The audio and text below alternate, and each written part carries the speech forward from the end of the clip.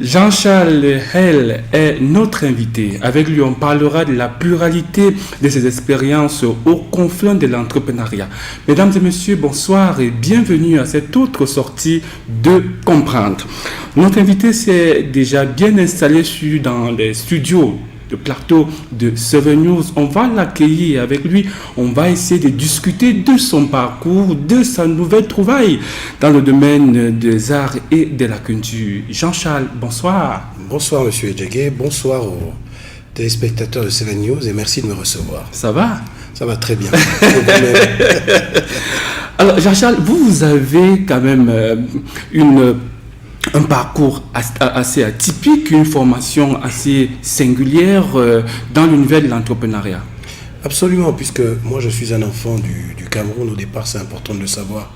J'ai grandi donc au centre Jamon, jusqu'à Centre Jamon en baladeux là. Voilà, en baladeux. Il y avait, donc on était au centre Jamon et puis il y avait le grand frère Yannick Noah qui était juste en bas. Donc on a grandi là jusqu'à mes 17 ans. Et puis après j'ai eu l'occasion de voyager, effectivement, d'avoir ce parcours un petit peu atypique qu'on aura certainement l'occasion de développer, que vous citez. Alors, vous avez grandi, vous l'avez dit tantôt, au Carrefour Jamon, non loin de la station de télévision nationale. Absolument. Et vous vous êtes retrouvé en Suisse et vous avez, ma foi, mis sur pied un certain nombre de start-up, que ce soit en Suisse, en Tunisie, en France, mais vous n'avez pas fait d'études dans le domaine de l'entrepreneuriat, d'études à proprement parler, sinon vous vous êtes formé, comme on dit au quartier, sur le tas. C'est exact. Bon, alors dans un premier temps, je suis parti en France quand j'ai eu 17 ans avec ma mère. Et ça a été une belle expérience puisque quand on part à l'étranger, souvent on n'a pas tout le soutien qu'on peut avoir quand on est dans son pays d'origine, c'est-à-dire la famille, les oncles et les relations. Donc du coup, le gros avantage, c'est qu'on se retrouve un petit peu seul face à soi-même. Donc on a plusieurs solutions. La première, c'est de se laisser aller. Et dans ce cas-là, on n'a pas de soutien. Et la deuxième, c'est de réagir, de se battre, ce que j'ai fait. En effet, je n'ai que le niveau 4e, puisque je n'ai pas suivi d'études. Pourtant, mon père était professeur en chimie physique à l'école normale supérieure de Yaoundé. Par contre, j'ai eu un parcours atypique dans le sens où, durant toute ma jeunesse, j'ai eu des mentors. C'est-à-dire des personnes qui me montraient le chemin à suivre. J'ai appris dans les entreprises, j'ai commencé comme conseiller, c'est-à-dire le niveau le plus bas. Le plus bas, oui. Voilà. Vous avez commencé à grandir. J'ai commencé à grandir, j'ai regardé ceux qui étaient au-dessus de moi et je me suis toujours posé la question de savoir, mais pourquoi ils sont au-dessus de moi? Avec tout le respect que j'avais pour eux, je me disais, mais qu'est-ce qu'ils ont de plus que moi? Suis-je capable de faire aussi bien qu'eux, voire mieux qu'eux ou pas? Alors, dans cette situation, est-ce que votre niveau académique n'était pas un handicap? Comment vous avez réussi à surpasser, je vais dire quoi, ce petit désavantage-là pour arriver à vos fins? Alors, ce qui est important de savoir, c'est qu'au fond, finalement, nous sommes un peu avilis. L'avilissement, nous sommes avilis par les autres. Ouais. Et souvent, c'est même les gens qui nous aiment, qui nous avilissent. Ils vous disent, écoute, tu vois, tu n'as pas fait ça, donc tu ne pourras pas aller là.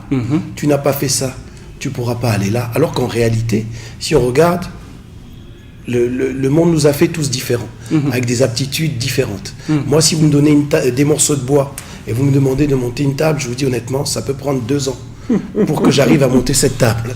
Par contre, si vous me demandez de réfléchir à des concepts, de trouver des solutions, d'être innovant, d'avoir des idées, ça je le fais en 5 minutes, quel que soit le domaine, lorsqu'il s'agit de... Voilà, donc après, c'était aussi lié à cela.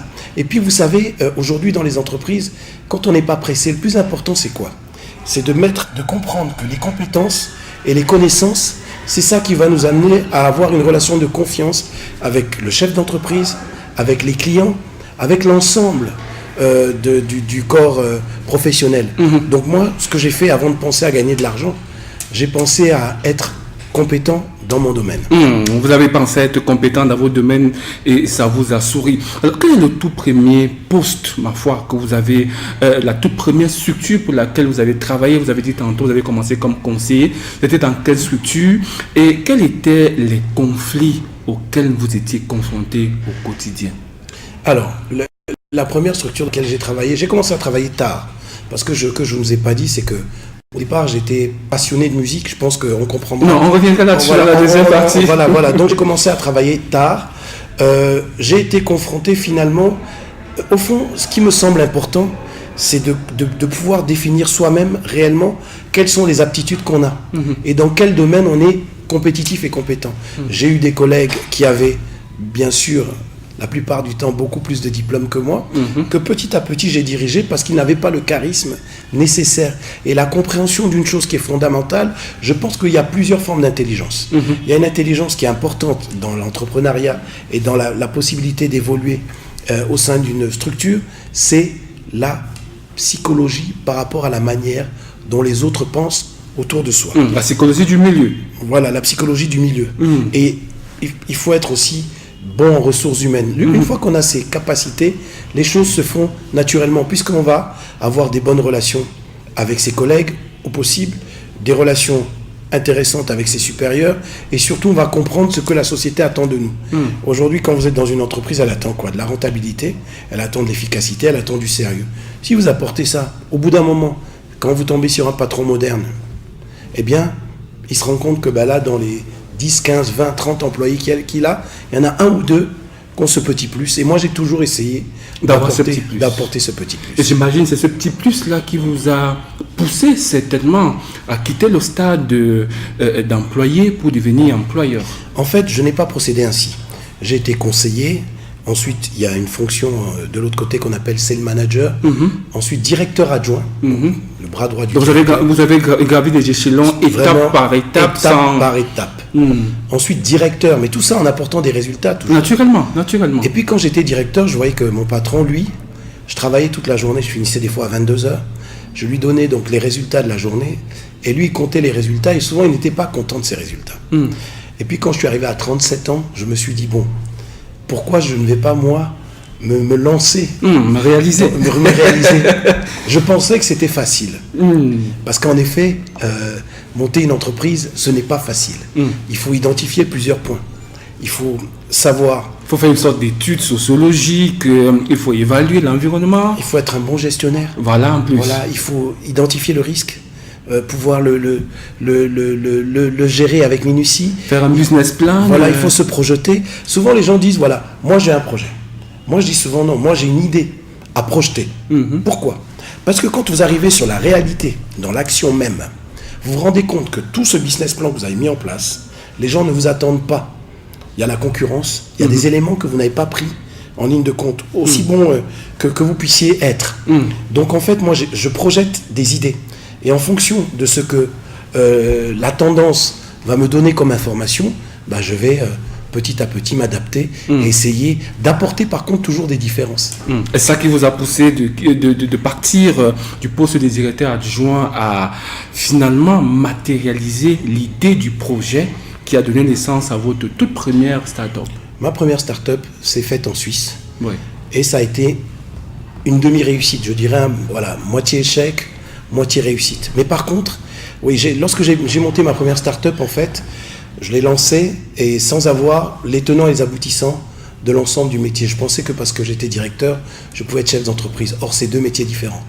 Puisque le directeur, il va s'occuper des ressources humaines, du management etc. Et l'entrepreneur, il doit être un administrateur, sentir les tendances, anticiper les tendances, gérer la monnaie, avoir des partenaires qui ramènent la monnaie pour pouvoir les payer l'ensemble. Donc j'ai fait ça pendant 2 ans. C'était en 2006, sauf erreur. Et ensuite, je suis retourné comme salarié pendant 1 an et demi. J'ai pris le temps de réfléchir à nouveau. De réfléchir à nouveau. Voilà. On va s'arrêter un moment, Jean-Charles, si vous voulez bien, pour regarder aussi les débuts très difficiles d'une start-up camerounaise. C'est Fabien Dimitri Mbarga qui s'est rendu de ce côté-là pour nous apporter ce résultat. Le secteur numérique s'enrichit d'une nouvelle start-up au Cameroun. On regarde.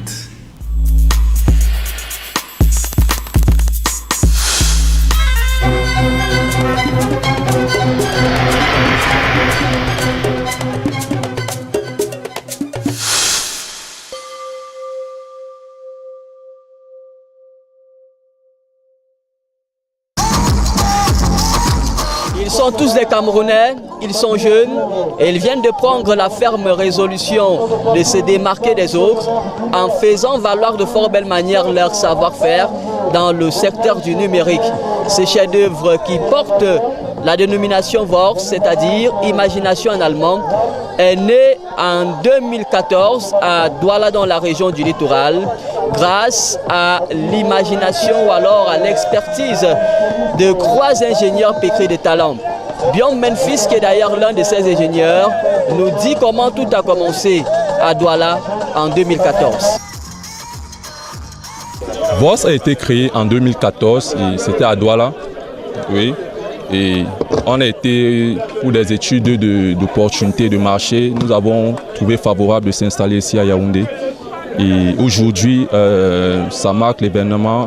Avec cette journée, nous marquons le début d'une nouvelle aventure, d'une renaissance, la renaissance de VORS.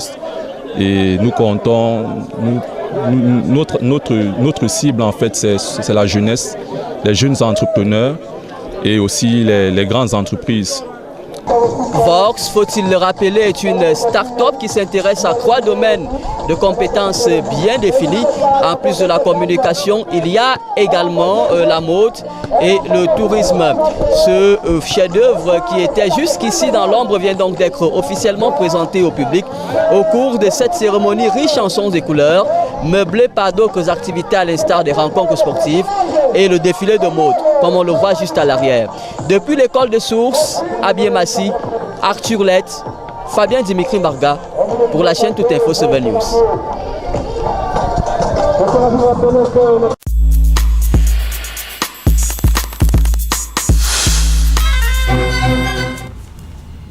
Vous faites bien de regarder, comprendre, en rappelant à ceux qui viennent de se joindre à nous que nous avons été rejoints par un de nos invités aussi que nous attendions depuis le début de l'émission. Il est enfin arrivé, Hervé Landry-Bidias, qui est le représentant d'une chaîne de télévision qui a pignon sur rue, curieusement, en Suisse, là où vit Jean-Charles Hell, et en France aussi, qu'on appelle le B-Black. Avec lui, on parlera aussi de cette pluralité d'expériences aux confins de l'entrepreneuriat. Peut-être on va lui souhaiter la bienvenue avant de poursuivre l'échange avec Jean-Charles. Hervé Landry, bonsoir. Bonsoir. Bonsoir à vous, bonsoir à tous les téléspectateurs de 7 News. J'espère que ça va bien. Très bien, très bien. Alors, comment se porte B-Black et quelles sont les réalités entrepreneuriales de cette structure? Alors, B-Black déjà se porte très très bien à travers le monde, parce que nous sommes une chaîne internationale sur les 5 continents, donc à ce niveau, c'est assez félicité, parce que c'est une entreprise qui est dirigée en grande majorité par les Africains, donc c'est quelque chose de très louable. Bon. Au Cameroun, parce qu'en même temps nous sommes en Afrique. On parlera du Cameroun tout à l'heure. C'est une actualité que j'ai suivie particulièrement lors de l'ouverture de l'antenne du pôle Cameroun. On va revenir aussi sur les démêlés, on va dire ça comme ça, avec Pascal Pierre Bengono, qui a été, on dit, le tout premier représentant de Bibla. En tout cas, merci d'avoir répondu présent, puisqu'on commençait à s'inquiéter. Nous, on avait entamé la discussion avec Jean-Charles. Alors, Jean-Charles, vous avez regardé comment également les autres se battent au pays pour créer les structures, pas dans le même contexte, mais avec les réalités qui sont celles locales. Oui, absolument. Alors, bon, il y a des réalités locales, mais il y a surtout des réalités d'entreprise. C'est-à-dire qu'au fond, finalement, qu'est-ce qui va changer la donne? C'est le capitaine qui va diriger le bateau. J'entends par là une chose très simple. Vous démarrez un projet. Vous devez, au départ, vous organiser pour avoir le moins de charges possible. Axez tout sur les parties qui vont ramener des deniers, donc de l'argent. Ça, c'est la base. Constituer des réserves, si cela est possible dans votre domaine. Je sais bien que ce n'est pas facile. Ce n'est facile nulle part, ceci dit en passant. C'est peut-être plus dur au Cameroun, j'en conviens, mais ce n'est facile nulle part de constituer des deniers. Une fois que vous avez les sommes que vous souhaitez, alors là, vous mettez en place des éléments qui vont vous coûter de l'argent. C'est comme ça que j'ai toujours fait. Aujourd'hui, je suis sur un projet dont on parlera par la suite. C'est exactement le même procédé. Je l'ai étudié, ce procédé. On pose les jalons d'abord, on baisse les charges au maximum au départ, et ainsi, quand on a des rentrées qui sont des rentrées minimes, elles constituent des fonds importants puisque les charges sont basses. Si on n'a pas cette notion-là, eh bien, mon cher monsieur Edjege, la vie n'est pas très loin. Voilà. Hervé Landry, en écoutant de fond en comble Jean-Charles, il développe une science qu'on apprend dans les écoles. Curieusement, au Cameroun, ceux qui sont à la tête des entreprises, ceux qui créent des entreprises, maîtrisent ces sciences-là. Ils ont même été diplômés des grandes écoles, mais ils sont rattrapés par, je vais appeler ça, des éléments nucléaires. Des réalités du pays. Des réalités du pays où, quand la famille voit Landry quelque part, il se dit, bon, comme c'est Biblac, il faut mettre mon frère, il faut mettre ton petit frère du village, il faut mettre ta tante qui a fait un BTS, c'est pas trop en marketing, etc. Résultat de course, ça devient une épicerie familiale et on se retrouve dans les mêmes impairs. Alors, je crois que c'est même pas ça. Je pense que c'est même pas à ce niveau que peut se poser le problème. Il est à quel niveau, justement? Ouais. Si on a un frère ou un cousin qui est qualifié, je ne vois pas quel est le problème. Donc il faut arrêter de stigmatiser. On ne peut pas stigmatiser les gens. Donc, mais maintenant, par exemple, en Afrique, il ne faut pas parler que du Cameroun. Ce sont des problèmes qui existent. Enfin, mais c'est des problèmes d'un autre ordre. Parce que là, Jean-Charles parle de systèmes un peu économiques, bien étudiés, qu'on est en Europe, mais qui ne fonctionnent pas forcément ici. On ne peut pas appliquer ici. Peut-être qu'il faut tropicaliser. C'est difficile. Développez. Regardez, écoutez, on a des banques, des institutions bancaires au Cameroun qui sont généralement sur liquide, n'est-ce pas? À majorité, les actionnaires sont en majorité expatriés, donc ils maîtrisent ces systèmes-là, mais qui n'arrivent pas à mettre en place ce genre de système ici. La bancarisation n'est pas réellement effective et les entrepreneurs n'ont pas accès à cet argent-là. Donc, voilà. Donc, on part d'un système où, sur le papier, ça a l'air correct, mais en réalité, ça ne fonctionne pas. En Europe, c'est facile, on monte une entreprise en 31 heures, même pas 30 minutes, sur Internet, chez soi. D'accord? Alors qu'ici au Cameroun, c'est différent. La paperasse, l'administration et parfois des dessous de table.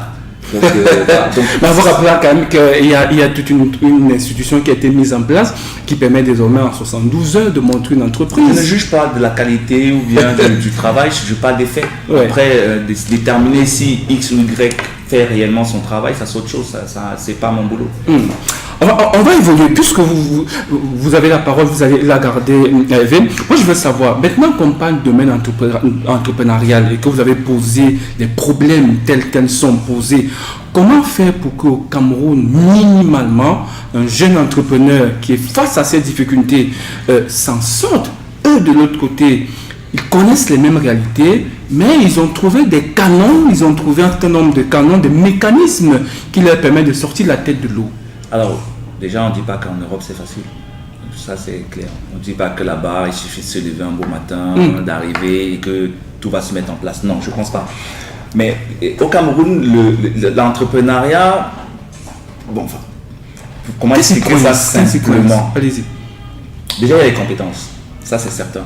Au Cameroun, je pense, sans juger des institutions ou de quoi que ce soit, qu'on a un problème de leadership, on a un problème de positionnement vers le type de formation ou bien de qualification nécessaire au développement, de façon globale. D'accord? Ça veut dire qu'on a des gens ici qui ont des BTS ou des licences en truc qui sont très bons, très très bons, qui arrivent dans des entreprises qui ne sont même pas adaptées aux nouvelles technologies. Il y a une adéquation entre la formation et la réalité. Jean-Charles, vous qui vivez du côté de la Suisse, vous qui êtes un entrepreneur, vous qui chaque jour pratiquement créez ou alors transformez des idées en start-up, vous pensez que la différence entre ce qui se passe en Suisse ou alors dans les pays dans lesquels vous visitez au Cameroun, la différence se situe à quel niveau et qu'est-ce qu'on peut faire chez nous pour minimalement côtoyer votre exemple? Monsieur Edjege, je vous remercie pour cette question, je la trouve fabuleuse. Je n'adhère pas du tout à ce qu'a dit mon ami monsieur Hervé. Je pense que si demain j'avais ce jeune homme qui me dit voilà, grand frère, j'ai envie de monter ma start-up dans le domaine du numérique. Je vais lui dire, tu sais ce qu'on va faire? On va aller à San Jamo là-bas. On va ouvrir 2 épiceries. Ça, c'est la mentalité européenne. On appelle ça le pain quotidien. Tous les jours, elles vont nous rapporter tant. Et puis derrière, on aura un business, ce que j'appelle les... comment je peux oublier ce terme, enfin bon, les grands business, ceux qui ne rapportent pas tout de suite, dans lesquels il faut investir et prendre du temps. Ça, c'est ce que j'ai appris. Si j'avais 25 ans aujourd'hui et que je devais me lancer au Cameroun et que j'avais un petit budget, je mettrais d'abord dans un truc qui me rapporte tous les jours. Rentable, là. J'ai été formé comme ça, monsieur. C'est une question de méthodologie. Il y a des gens qui ne veulent pas mettre les mains dans les choses qui ne sont pas jolies. Moi, j'ai mis les mains dans le cambouis. J'ai travaillé dehors en Europe. Vous croyez que j'ai commencé comment ? On m'a pas dit, tiens, vous croyez qu'en Europe on n'attend pas les noirs, hein, vous le savez très bien, hein, je suis quand même pas blanc. non, je précise, c'est important. On n'attend pas les noirs, ils ont autre chose à faire. Déjà ils vont s'aider entre eux. Et puis s'ils arrivent, ils vous donnent un coup de main, c'est que vous avez vraiment bien grandi dans leur système et qu'ils vont intégrer. Donc la première chose, c'est qu'est-ce qui va me rapporter tous les jours. J'en termine juste. Ce n'est pas ce qui va me donner de moi une image de grand chef d'entreprise. Pour ceux qui me connaissent, ils savent très bien, je ne donne pas cette image, ça ne m'intéresse pas. Moi, ce qui m'intéresse, c'est comment on va arriver à un résultat. Aujourd'hui, il nous faut 50 000. Demain, il nous faut 30 000. Où on va les trouver? C'est ça la vraie question. Et si on n'a pas cette question, alors on ne trouvera pas les bonnes réponses pour pouvoir se développer. Parce que si on a 80 000 ou 60 000 ou 50 000 qui rentrent tous les jours sur des petits business, on peut donc, demain, développer un business sur le moyen long terme. Si on n'a pas ces 50 000, on étouffe. Et moi, ces 50 000, je les cherche sur des petites choses. Et j'ai aussi des gros dans mon business actuel, j'ai le pain quotidien. Bon, j'ai des équipes qui travaillent tous les jours et je tente des gros business, des choses beaucoup plus importantes qui vont prendre 1 an, 6 mois, 8 mois, 12 mois, mais tous les jours. Là, je peux vous dire que si je prends mon téléphone en bas, de l'autre côté, ça travaille. Et ça me rapporte des petits sous qui font que l'entreprise est stable. Et ce n'est pas parce que c'est l'Europe, parce que si vous allez en Suisse ou en France, vous tapez faillite, vous allez vous éclater. Hein. Vous allez voir le nombre d'entreprises. J'ai envie de dire à mes frères camerounais, s'il vous plaît, nous sommes en 2018, le monde appartient à l'Afrique. Changeons juste ce qui se passe là. Justement. C'est ça pour moi la clé. Nous sommes là pour changer ce qui se passe là. Alors, Hervé Landry, quels sont les nouveaux marchés qui peuvent minimalement permettre aux jeunes entrepreneurs camerounais d'avoir la première étape qui est le pain quotidien avant de penser à des méga structures? On parle déjà des process de fonctionnement d'entreprise. C'est de la stratégie. Alors, c'est vrai que tout à l'heure, on ne parlait pas de stratégie, on parlait de la base. D'où on part, à l'essence, pour arriver à construire une grande entreprise. Donc, sur le fond, on est tout à fait d'accord, ça ne pose aucun problème. Donc, maintenant, je suis pas économiste. Allez-y. Voilà. Donc, pour ma part, les TIC, je pense que c'est... Ça fait partie des nouveaux marchés. La clé. La clé, c'est au centre de tous les marchés du monde entier. Les TIC. C'est les TIC. Avec un téléphone, on regarde une chaîne de télé. Avec un téléphone, on peut envoyer de l'information. Avec un téléphone, on peut presque tout faire. On achète tout avec un téléphone. Aujourd'hui, on paye avec un téléphone.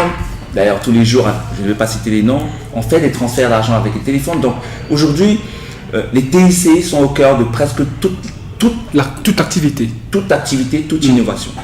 Restons seulement au niveau des TIC. Je vais vous inviter, vous et Jean-Charles, à regarder un magnifique reportage réalisé par notre consoeur, notre collègue ici, Agrippine Feugueux, qui revient sur les journées du digital à l'aide de la mobilité. On regarde.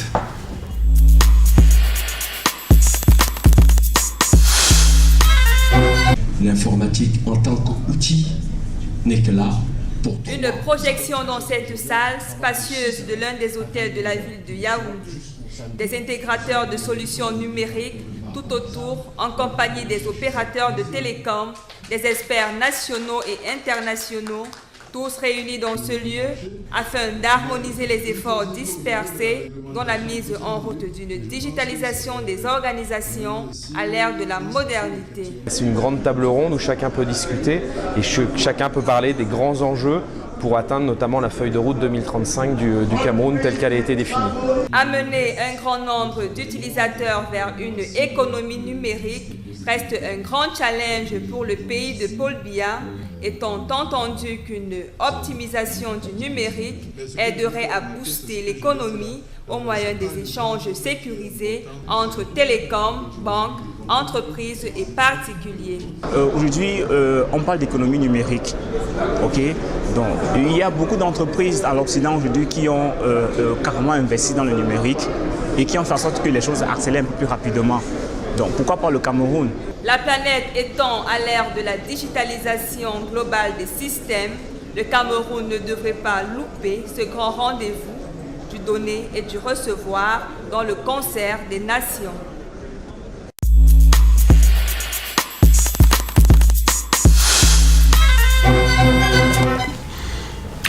Un commentaire sur le numérique qui semble déjà faire partie des mœurs camerounaises, encore qu'il faut revoir maintenant l'utilisation et la destination, ce qu'on en fait.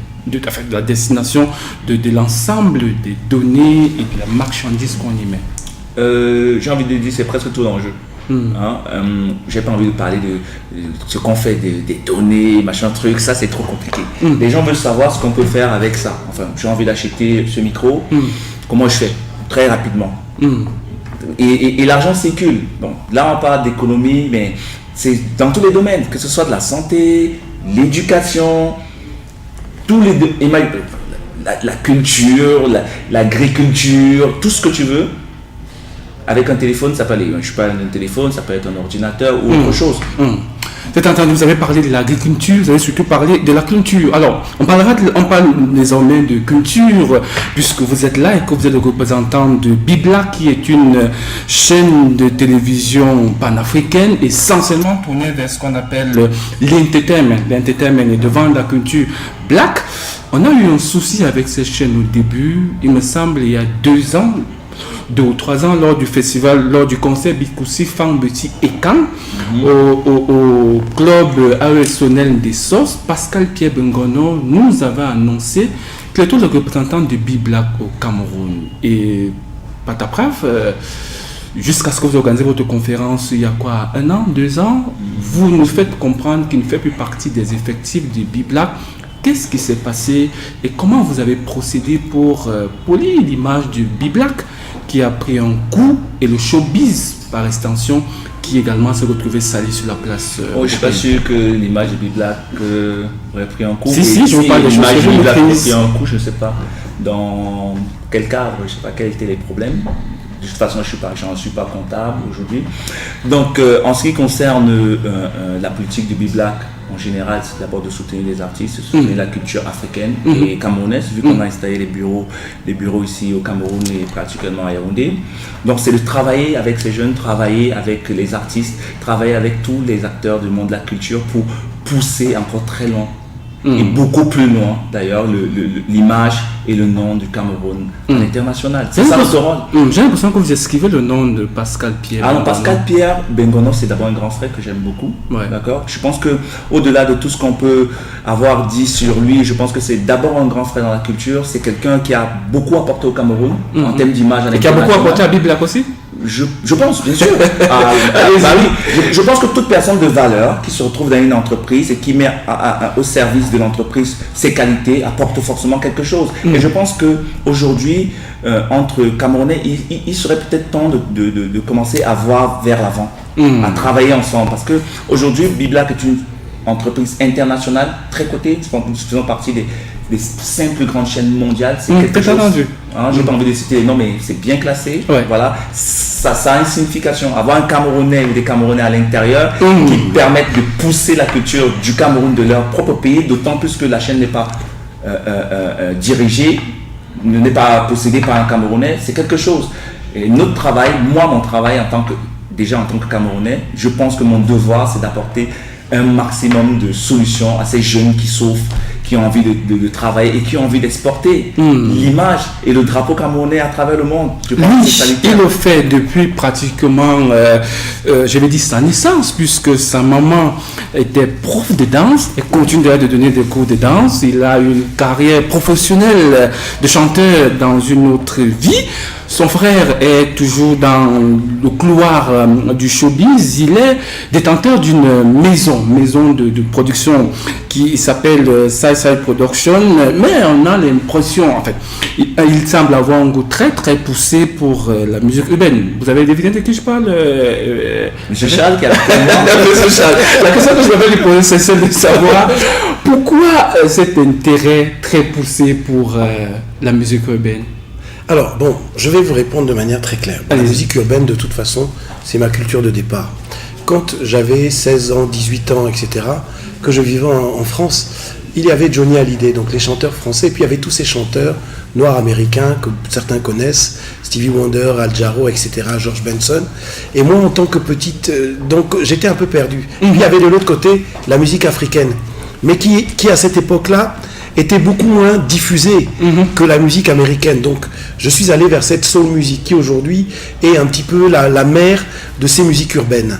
Et c'est une des raisons pour lesquelles je me suis tourné vers cette musique. Mais c'est aussi parce que tous nos jeunes enfants, nos petits frères camerounais, aujourd'hui, il y a un vivier concernant cette musique qui est incroyable. Alors, vous êtes quoi? Vous êtes plus Black Funters ou alors vous avez quel est le courant de la musique urbaine qui vous parle? La funk, le R&B, le HIP, HOP? Moi, j'aime... Bon, faut vous dire une chose. Bon, j'aime beaucoup la psycho, ceci dit. Je suis moi-même bassard. Il n'y a pas de souci. On va vous conseiller quand même des musiques. On va demander à nos amis de vous faire un psycho urbain. Oui, je vous donnerai quelques sons de Jean Bikoko, vous verrez ça. C'est très bon aussi. Non, ceci dit, j'aime aussi beaucoup le bikouti, parce que je suis un enfant du son Jamo. Maintenant, concernant la musique urbaine, en fait, ce que j'aime, moi, c'est les hommes et les femmes qui font le devenir de notre pays. La musique, c'est quoi au départ? C'est des gens qui vont s'investir dans un domaine dans lequel ils n'ont zéro rémunération pendant 2, 3, 4, 5, 8 ans, souvent. Moi, j'ai eu la chance de monter une douzaine d'entreprises en Europe. Ouais. Donc, j'arrive à un certain âge où je suis un peu assis. J'ai rencontré un jeune homme incroyable. Un jeune homme très émotif, par le biais d'amis, qui s'appelle El Bessio, qu'on va voir bientôt sur les chaînes de télé. J'ai d'abord aimé le garçon. Il y a eu du feeling. Il y a eu du feeling. Beaucoup d'humilité, une vraie modestie. Et puis, on est là comme un grand frère. Et on sait qu'en claquant des doigts, sans manquer de respect à ce jeune homme, on peut lui apporter ce dont il a besoin. Naturellement. Et donc, je me suis dit, allez, je le fais pour El Bessio. Et quand je suis arrivé, El Bessio m'a fait découvrir un royaume d'artistes. Un ingénieur du son, un beatmaker, un caméraman, des chanteuses, des jeunes chanteurs, des réalisateurs, des danseurs. Et à chaque fois que je regarde, puisque je peux comparer avec ce que je vois de l'autre côté, je me dis, mais ils sont juste extraordinaires. Par contre, ils ne sont pas du tout vus. Malheureusement. Ils ne sont pas vus. Ils ne sont pas... Biblac est là pour qu'ils soient vus. Et par contre, je me dis aussi qu'il y a aujourd'hui beaucoup d'artistes camerounais qui sont vus dans le monde. Et je me dis, pourquoi pas eux? Pourquoi pas eux? Biblac, quelle est la politique que vous mettez en œuvre pour que ce vivier de talent que les entrepreneurs culturels comme Jean-Charles découvrent, j'ai failli dire promoteurs culturels découvrent, quelle est la politique mise en place à Biblac pour qu'ils deviennent, ma foi, des vedettes, des sommités de l'univers de la musique mondiale?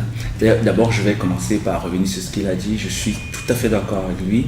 Je suis moi-même complètement fanat de ce qui se passe au Cameroun. C'est-à-dire que le travail que les jeunes abattent avec 0 francs, les résultats qu'on a aujourd'hui, c'est incroyable.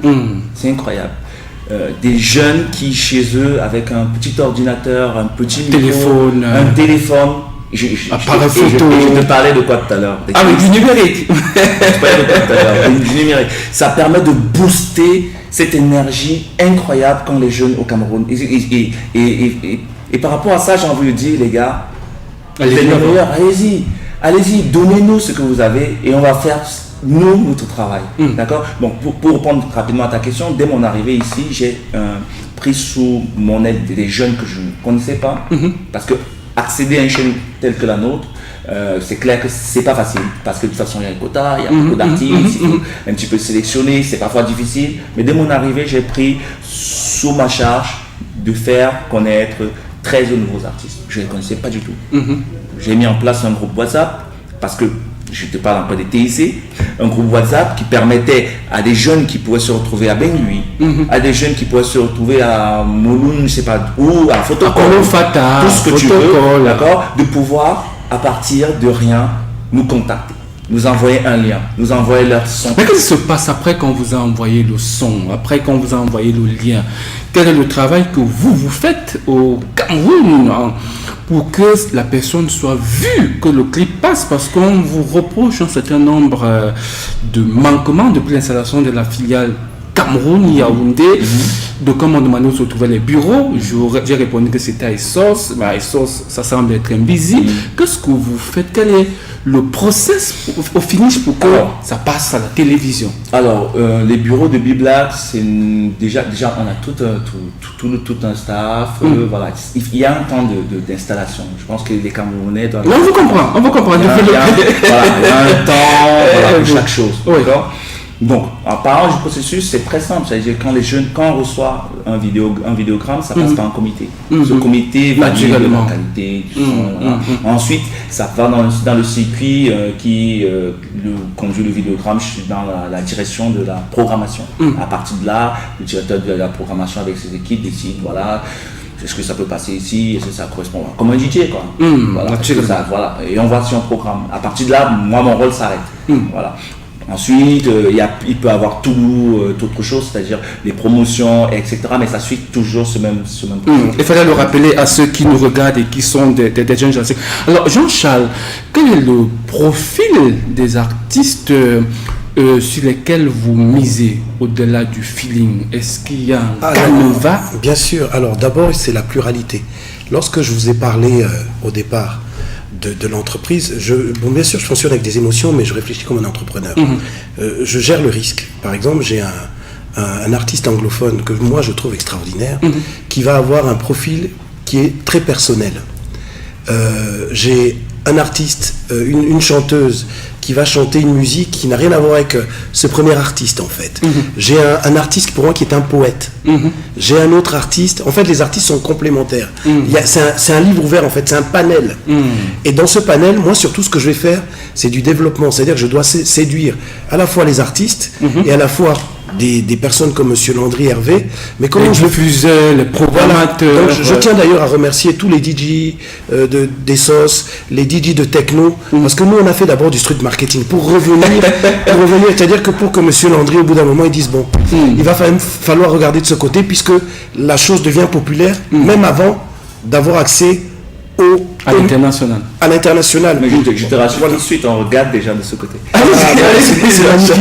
C'est magnifique. Donc je tiens à remercier tous ces jeunes qui vont faire la promotion des artistes sur Internet, qui vont les DJ qui vont diffuser dans les boîtes de nuit, dans les bars. Donc nous, on va travailler vraiment comme ça. C'est pour vous dire que ce que je vous ai dit au départ, c'est une cohérence. Quand je parlais de la petite boutique, il a parlé des TIC, il a bien raison. Ce qu'il voit est juste. Si par exemple j'étais ici, il m'aurait dit Jean-Charles, regarde plutôt de ce côté, j'aurais même pas hésité. Je serais allé vers les TIC. Et donc voilà. Moi ce que je pense, c'est qu'il faut prendre le temps de construire. Et pour prendre le temps de construire, parce que la crédibilité, c'est ce qu'il y a de plus important. Pour être crédible, il ne suffit pas d'arriver de Suisse, de Genève, super, je suis entrepreneur à Genève, je viens au Cameroun, c'est mon pays d'origine, paf, je monte une société, je fais des miracles, pas du tout. Bon, pour la petite histoire, en 5 mois, ça fait 4 fois que je viens. Faut construire. Voilà. Je construis gentiment. On fait découvrir l'artiste. On fait connaître l'artiste par les masses populaires, par la base. C'est qui est important. Voilà, par la base. Une fois que la base prend porter à l'artiste. Voilà, les quelques chaînes de télévision aussi nationales, locales, partenaires. Et puis une fois que la base porte l'artiste, alors les gros médias comme Biblac, peut-être d'autres, que je ne vais pas citer, puisqu'ils ne sont pas là aujourd'hui, vont peut-être nous tendre la main. Et je tiens à dire que j'ai eu une discussion avec M. Landry, nous avons une discussion très professionnelle. C'est entendu. Seulement, quand ces gros partenaires comme Biblac, comme les autres chaînes qu'on va citer, si vous tendent la main, il se pose un gros problème, celui des droits d'auteur. Comment ça se gère?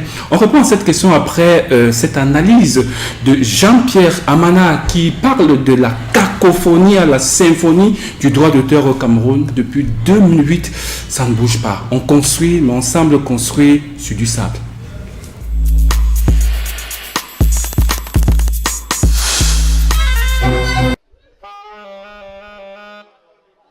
Ils fredonnent l'air du temps, à l'heure et à l'ère du consensus productif, derrière les querelles cacophoniques de clochers, contre-productifs pour leur sort. Les artistes musiciens entonnent avec le ministre des Arts et de la Culture, Narcisse Moelle-Kombi et Sam Fantoma, nouveau président de la toute nouvelle Société des droits d'auteur et de l'art musical, la SONACAM. Ils entonnent, disais-je, le nouveau couplet de la même symphonie, après avoir chanté et repris au Palais des Congrès de Yaoundé, le samedi 9 septembre 2017, le couplet de la bonne partition, pour un meilleur sort d'eux-mêmes et de leur art. Il n'existe actuellement aucun organisme de gestion, ni légal, ni légitime, dans la catégorie B, ce qui explique qu'il n'y ait pas eu de répartition normale dans cette catégorie depuis un certain temps, que vous avez le droit de trouver légitimement long.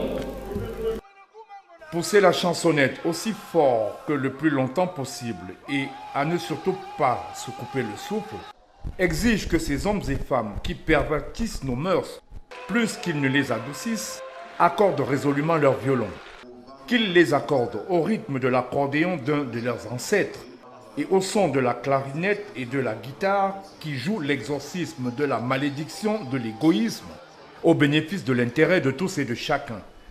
J'invite tous mes collègues artistes qui n'ont pas pu être là aujourd'hui de rejoindre la table. Ça ne sert à rien de rester au quartier ou encore de vouloir vivre de la polémique. Le droit d'auteur est une affaire de tous, nous sommes tous des artistes, qu'ils viennent et afin de trouver des solutions, d'apporter de belles propositions pour l'avancement du droit d'auteur.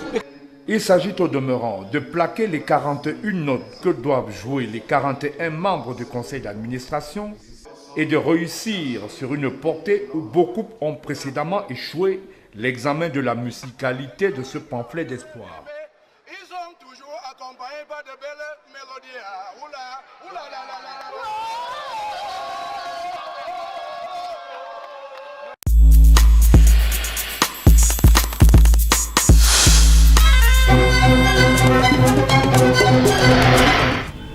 Jean-Charles, je m'adresse cette fois-ci au responsable de Sunshine Production que vous êtes.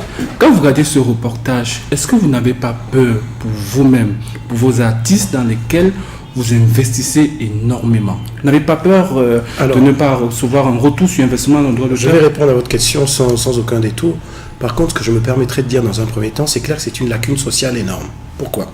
Parce que ça va décourager d'aucuns à promouvoir la culture camerounaise. Au-delà des questions qui me concernent, c'est ce que je voulais souligner d'abord. Parce qu'effectivement, c'est des rentrées d'argent qui n'existent pas. Bon, alors, pour pouvoir faire ce type de procédé, donc soutenir des artistes, investir beaucoup d'argent, on est obligé d'avoir une vision internationale. Sinon, en effet, on peut le faire pour un petit frère comme ça. Tu dis, bon voilà, je vais faire un petit clip, je soutiens un peu, parce que j'ai envie un peu comme du mécénat. Mais quand on le fait à mon niveau, on se battra pour que nos artistes traversent les frontières.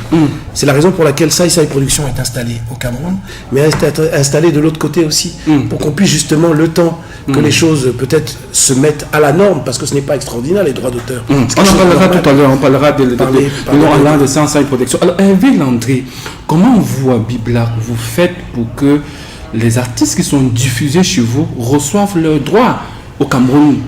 Sur le plan national, c'est la SONACAM qui est reconnue. À l'international, on vous parle de la CMC. Il y a des accords avec la CISA. Vous, à Biblac, ça se passe comment? Ou alors vous avez créé un compte séquence où vous reversez cet argent? Ou alors vous se partagez cet argent comme au Cameroun, petits copains? Alors c'est une très bonne question, ça me permet justement d'évacuer cette histoire de droit d'auteur avec les chaînes. En Europe, c'est un peu mieux structuré. Ça veut dire qu'aucun artiste, sauf cas où il aurait renoncé à ses droits, parce que ça existe aussi, dans le cadre d'artistes qui veulent se faire connaître, qui veulent être diffusés, qui renoncent de leurs droits, parce que voilà, en même temps, on veut promouvoir un artiste qui n'est pas connu, en même temps, on peut ne pas vouloir payer ensuite derrière les droits d'auteur, ça existe. Bon. Ça, c'est un cas vraiment particulier. Mais quand on doit reverser les droits d'auteur, tout informatisé. Ça ne souffre vraiment de rien. Ça veut dire que quand vous êtes programmé, il y a des fiches, statistiques, tout ça qui ressort. Et ça va directement vers une équipe qui s'occupe de tout ça, de tout ce qui est droit d'auteur. Alors, maintenant, je vais terminer parce que c'est très important. À chaque fois, on nous pose cette question. Les chaînes de télé, normalement, ne s'occupent pas des droits d'auteur. Donc, ne demandez pas où. Je vous dirais que la télévision nationale reverse quand même. Non, vous avez les lois du Cameroun, les procédés du Cameroun. Hein? Donc, ne demandez pas à une chaîne où se trouve l'argent des droits d'auteur. Elle ne possède pas l'argent des droits d'auteur. Elle reverse de l'argent à des institutions qui devraient reverser. Voilà. Le Cameroun, en ce moment, si je ne me trompe pas, a environ 4 ou 8 milliards en Europe. Si c'est pas, je crois, en France, en Europe.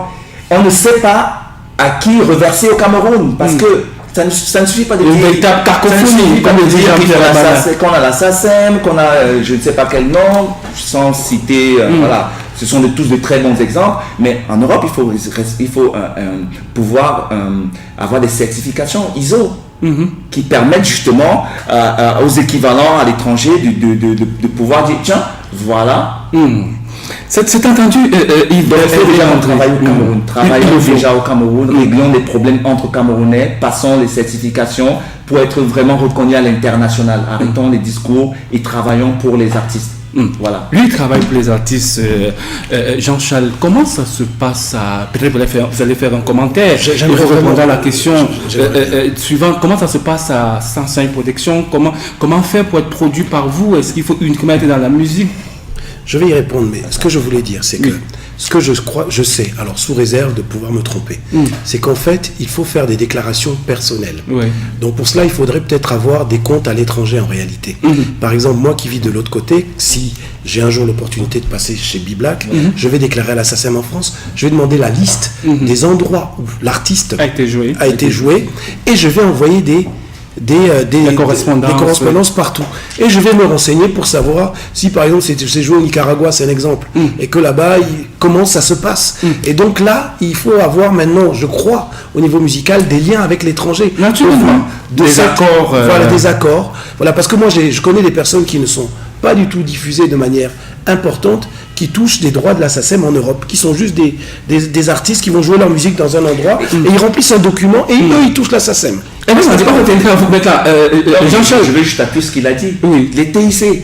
Parce que là, on parle de quoi? On parle les jeunes doivent être formés, les jeunes doivent apprendre tout ça. Parce que c'est ça le truc, c'est que les gens ne maîtrisent pas ces process. Moi, à chaque fois que je suis en conférence de presse, on me pose la question de savoir, tiens, Biblac, ça se passe comment avec les droits d'auteur? Et parfois, ce sont des gens qui se disent être des syndicats, des droits d'auteur au Cameroun, mais ils ne maîtrisent rien de Il faut l'informer. Voilà, il faut qu'ils se forment. On ne peut pas se prétendre défendre des artistes, défendre des gens, sans pouvoir être en capacité de le faire.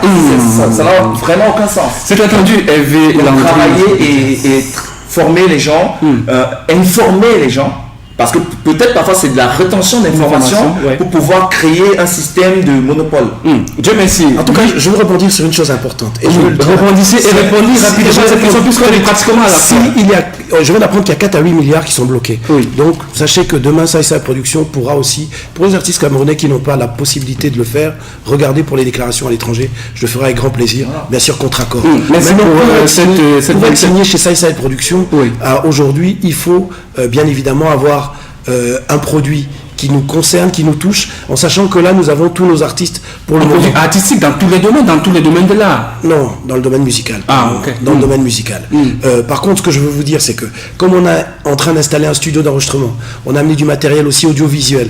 On va pouvoir ouvrir, dès 2019, je vais ouvrir 2 sessions gratuites pour les jeunes artistes, ça c'est important, où ils vont pouvoir s'exprimer au studio pour pouvoir découvrir des talents. Ça c'est quelque chose que je ferai, c'est certain, dès le mois de février, on va dire, 2019, parce que là j'ai besoin de m'occuper un peu de tous les artistes que j'ai recrutés actuellement. Ça c'est des choses qu'on va faire.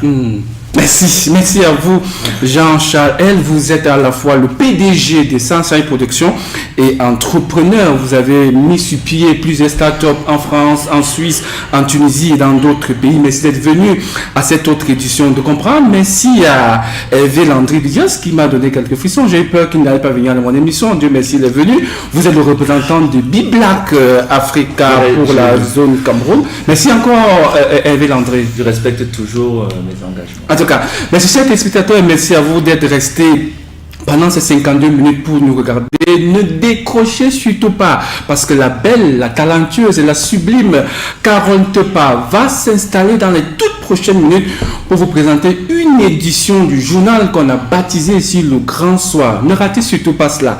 Bonsoir.